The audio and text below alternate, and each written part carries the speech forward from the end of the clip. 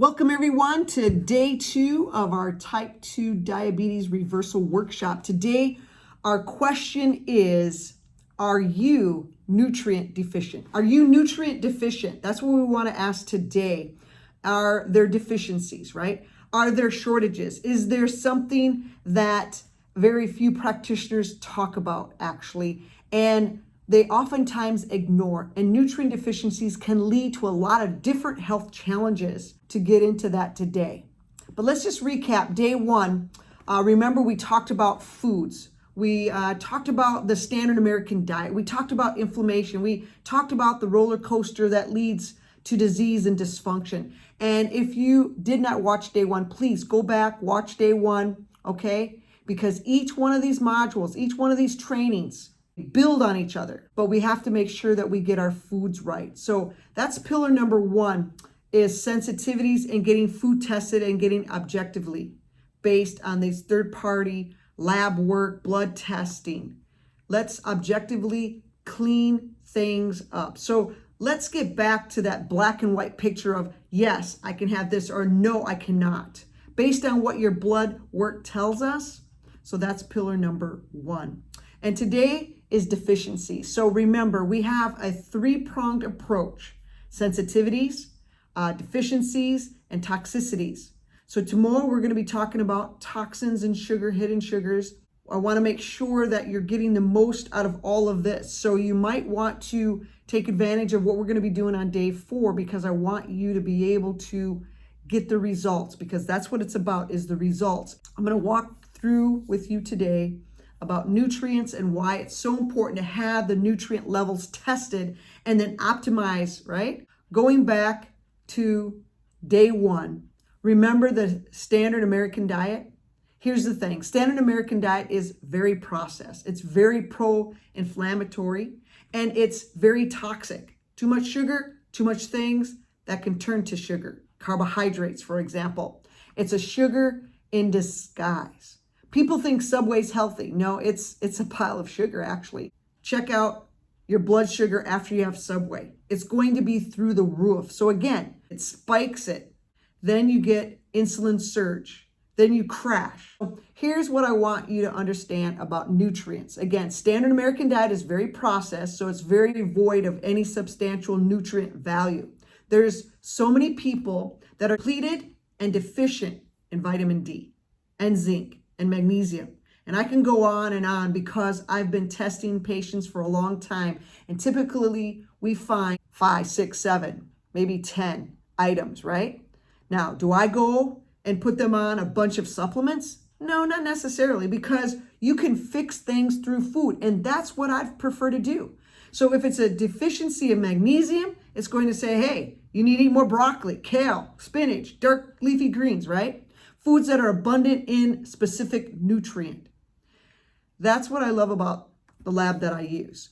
It's done through hair analysis, hair follicle analysis, but it's going to look at where you're deficient, where you're depleted, and then we work on fixing that gap, right? Filling in that gap and the shortages. But what I would say to that is, if you're talking duffel bag full of pills, because when I had a physical location, I would see patients come in and they would have a duffel bag full of pills, and they'd bring it to my desk and they'd empty it out. And I'm like, wait, hold on. What are you taking that for?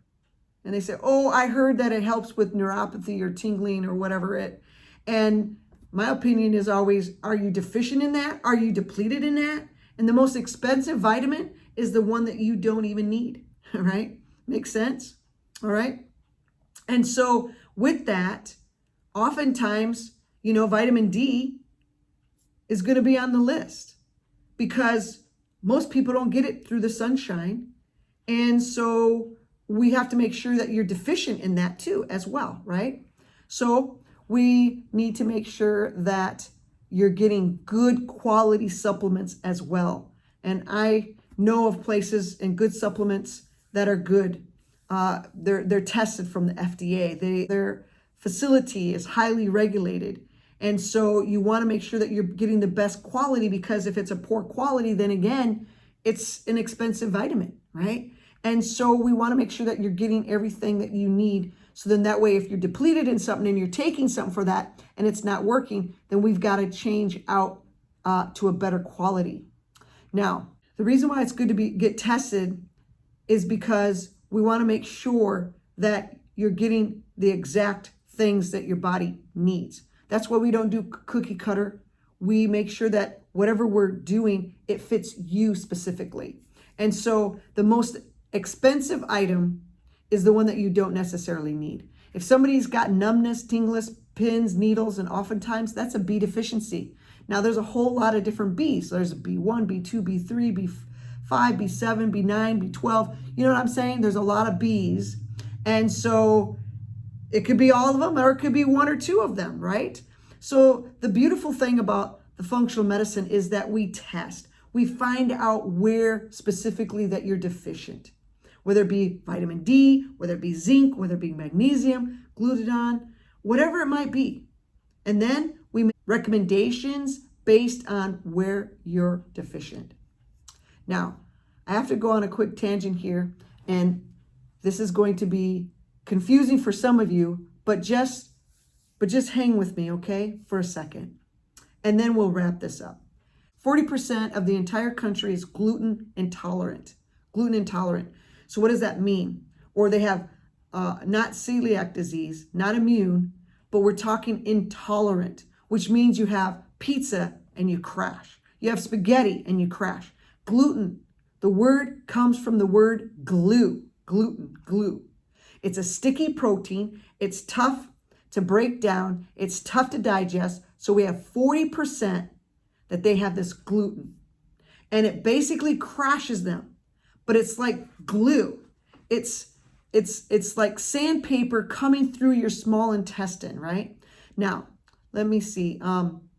There's these villas that's inside the small intestine. And they're like little hair fiber type follicle things that are in there.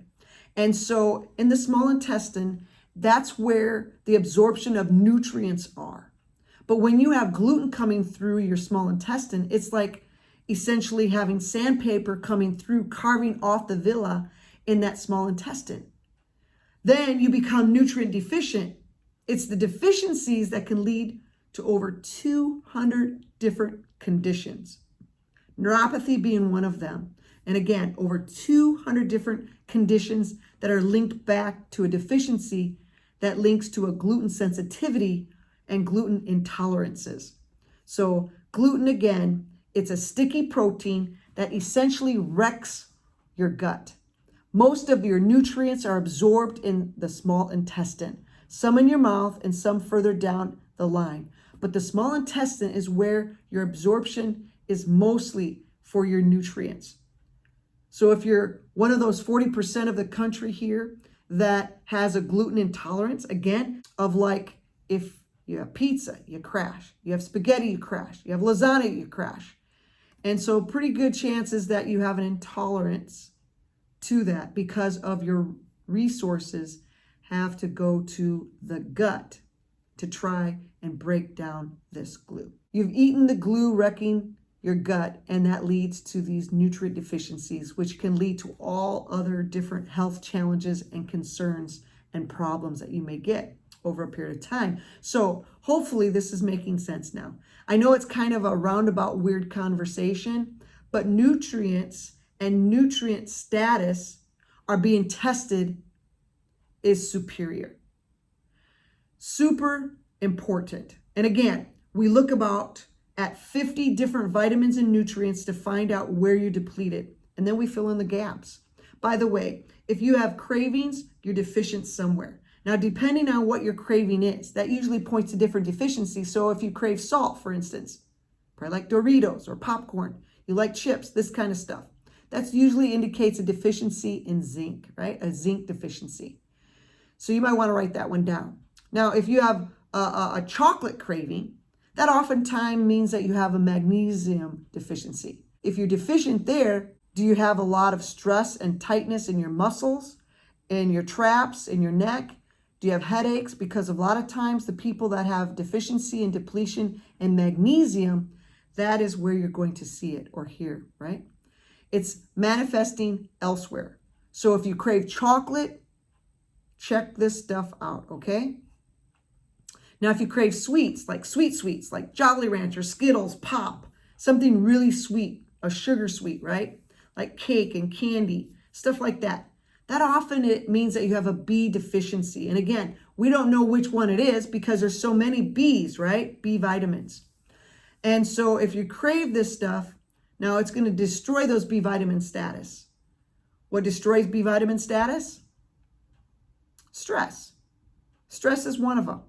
You have stress, you have financial stress, you have relationship stress, you have job stress, whatever that stress might be, right? High stress destroys B vitamin status. That leads to sugar cravings. So people have these high stress. Oftentimes they're running a craving of Pop or Coke or Skittles or some kind of sort like that. So I think about the correlation as well. So if you're craving this sweet or that sweet, right? Ask yourself, do you have a lot of stress in your life? And some things to consider. But again, I'm not saying, hey, go out there and buy some zinc or because you like popcorn or you're going to have that zinc, right? No. Not necessarily. It's just a kind of, it's more like a subjective thing. But I like to think objectively.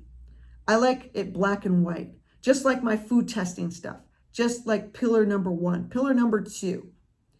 I like it black and white. I like the third-party labs doing some testing, doing some analysis, so we can say, hey, yes, take this, take that, take this, take this. Or, hey, you're depleted here, so let's go eat more of these kind of foods or those kind of foods to increase that so you can get rid of the deficiency or depletedness, right?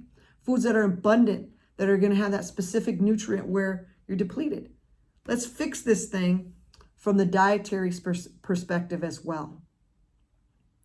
It's just that some things, like vitamin D, for example, there's nothing in the food category. So we typically don't get enough sunshine, right?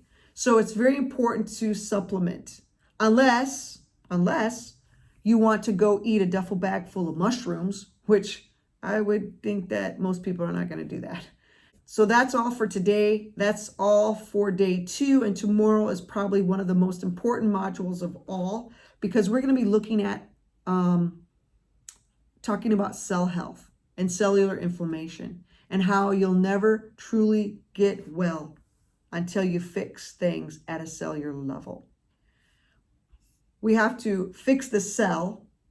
So we're going to talk about insulin resistance, leptin resistance, hormone resistance. And again, it goes back to fixing things at the smallest level, because your cells make up your tissues make up your organs. And so the tiniest little piece is inflamed, damaged, dysfunctional, you're not going to work right.